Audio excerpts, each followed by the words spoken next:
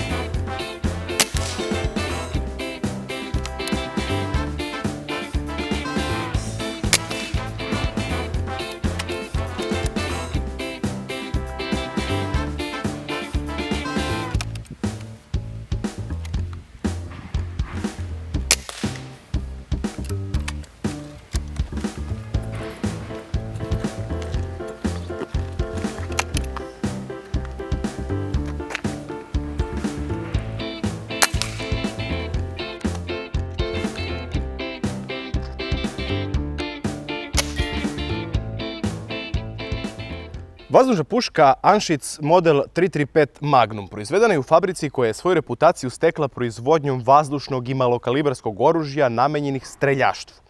Fabrika Anschütz postoji već 150 godina u gradu Ulm na jugu Nemačke.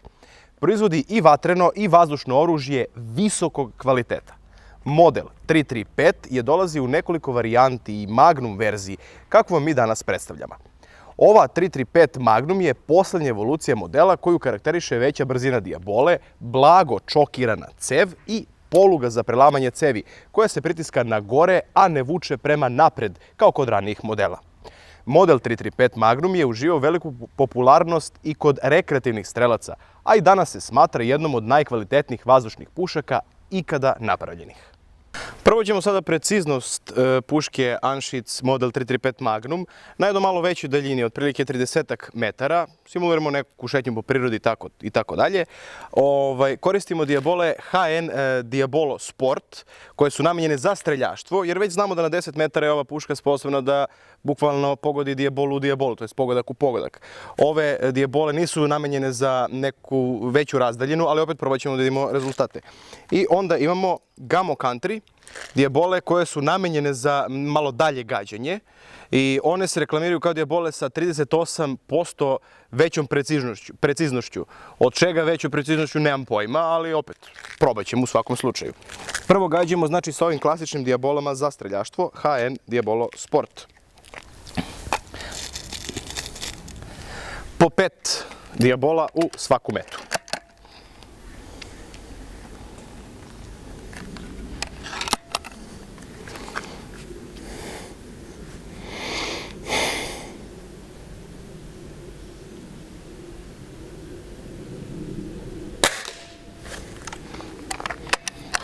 Znači gađamo iz stojećeg stava Idemo na grupaciju, ne na centar, pošto možemo da podešavamo nišan kako god želimo, ali nismo ga podešavali niti probali pre ovih gađanja.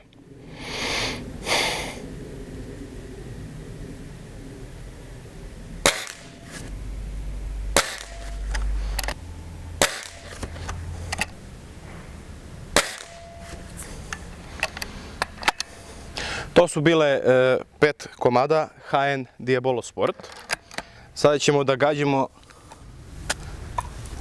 5 ove Gamo Country, koje su navodno precizne na većim daljinama.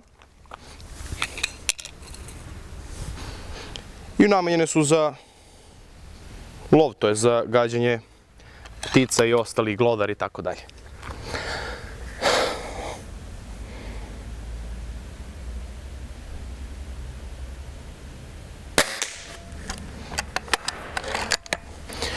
Možemo da vidimo da njih karakteriše da su one u stvari plastične, sa bakarnim umetkom, veoma su lagane i putuju znatno brže iz ove Anschütz puške nego ove za streljaštvo.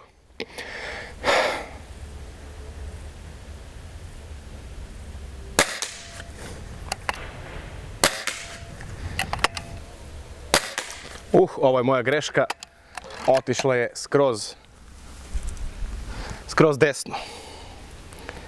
Znači, na meti će da bude jedna skroz desno sigurno. Požurio sam malo.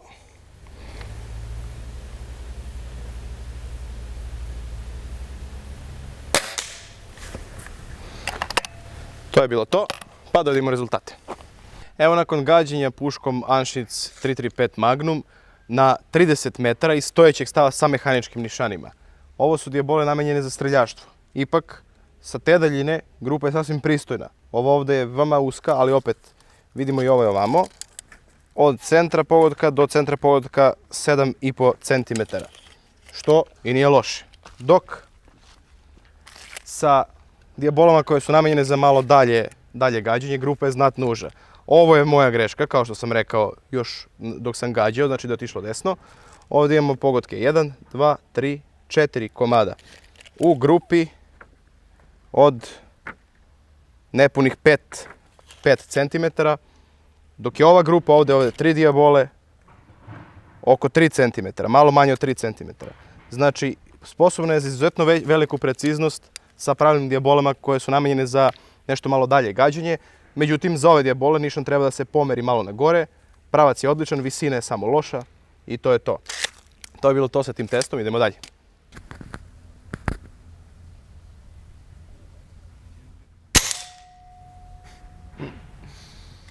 Ekstremno precizna puškica za streljačka takmičenja, okidač, naravno štelujući, ali ovdje tako podešen da je fenomenalan.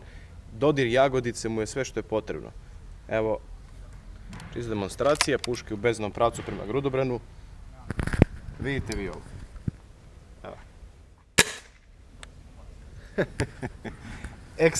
Ekstremno čisto okidanje. Veoma kvalitetna puška. Dužina puške Anschütz model 335 Magnum je 1090 mm. Dužina cevi 490 mm, a težina 3,5 kg. Brzina dijabole od 250 metara u sekundi pa na gore, u zavisnosti od vrste i težine same dijabole. Raniji modeli su imali manju brzinu, dok je kod modela Magnum je brzina povećana na od 250 metara u sekundi pa na gore. Ovako kada pogledamo vidimo da je prvo veoma kvalitetno napravljena i čvrsto napravljena puška i veoma lepa puška. Ovaj orahov kundak je prelep. Vidimo ono što karakteriše ovu pušku u odnosu na prethodne modele je poluga za rasklapanje koja se povlači na gore, a ne vuče na pravo. Vidimo naravno prednji nišan mušicu koja je veoma zaštićena od raznih senki. Zatim vidimo zadnji nišan koji je mikrometarski sa veoma finim podešavanjem po visini i po pravcu. Znači, moguće je naštelovati bukvalno za 10 deo milimetara može da se pomeri. Vidimo naravno na samoj pušci šine i ove otvore za montažu diopterskih nišana ili optike. Okidač kod ove puške, kao što smo mogli da vidimo, je veoma osetljiv. Štelujući je, možete sami da ga naštelujete po vašoj želji. I vidimo na ovoj pušci imamo i kočnicu. Kočnica je automatska, kada god otvorimo i zatvorimo cev, kočnica se automatski aktivira. Na ovom modelu je kočnica deaktivirana tako da ona ne vrši svoju funkciju, ali ukoliko nabavite ovu pušku, verovatno je u funkciji i sama kočnica. Ovo nemojte niko da pokušavate, mi ovo radimo u kontrolisanim uslovima.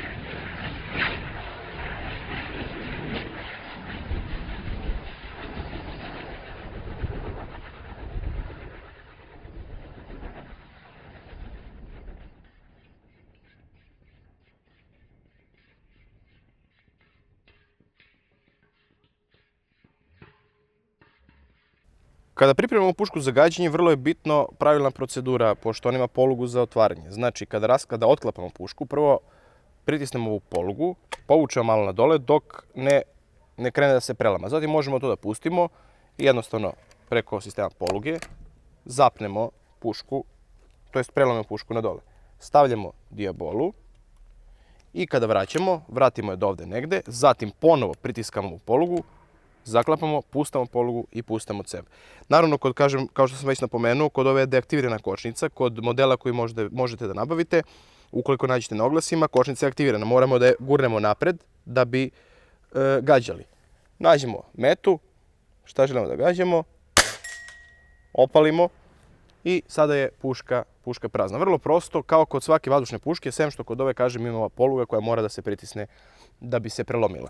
Što se tiče čišćenja i ove i svake vazdušne puške, nije potrebno čistiti vazdušnu pušku kao što čistimo oružje koje koristi, vatreno oružje koje koristi metak i barutne gasove i ostalo.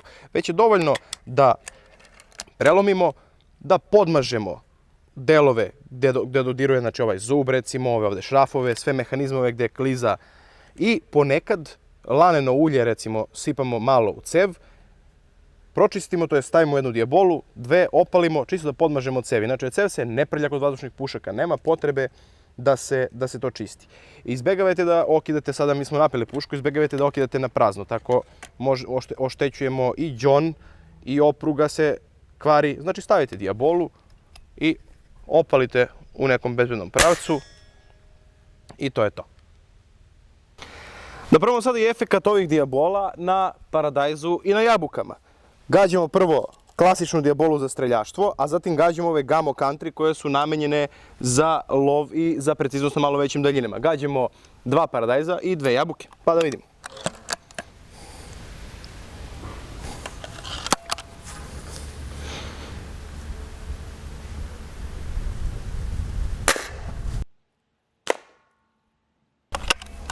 To je bila dijabola za streljaštvo, zatim ove Gamo.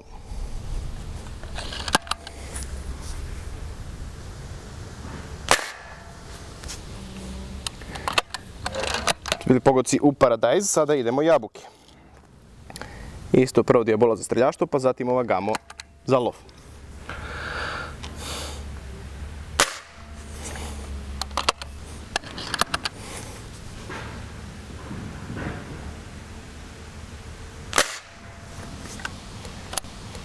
Pa da vidimo. U pogodcima nema neke dramatične i značajne razlike između ove dve dijabole. Evo pogodak ove za streljaštvo, evo to vidimo ranu i izlaz, a pogod ove Gamo za lov. Vidite, čak i ova za streljaštvo i veću ranu napravila. Međutim, isto imamo situaciju na jabukama. Dijabola za streljaštvo i dijabola za lov. Ali opet, ova Gamo Country dijabola postiže znatno veću brzinu. Malo pre kada smo gađali plinsku bocu, Diabola za streljaštvo nije htjela da izbuši onu malu plinsku bocu, već je samo čvrsto ulubila, dok je Gamo Country izbušio i malo je falilo da izađe i na drugu stranu. Tako da je znatno brža Diabola i preciznija, ali što se tiče učinka, vidite, ništa impresivno. To je bilo to, idemo dalje. Anschütz model 335 je vazdušna puška kojom su se osvajale medalje i rušili rekordi u streljanama, a i danas nakon više decenija od proizvodnje brojni strelci širom sveta koriste sa velikim uspehom. Također odlična je kao puška za rekreativno gađanje i takozvani plinking, jer je veoma precizna i izdržljiva. Ovaj model se više ne proizvodi, a ovako kvalitetne, moderne proizvedene puške ne možete naći ispod 100.000 dinara, odnosno 900 evra. Ukoliko ste zainteresovani za kupovinu ovakve puške, znajte da po zakonu u Srbiji spada u kategoriju C. Trenutno na oglasima u Srbiji je nema, pronađe se tu i tamo po neki model, a na hrvatskim oglasima se povremeno pojavi neki primjerak sa cenom od 300 do 450 evra.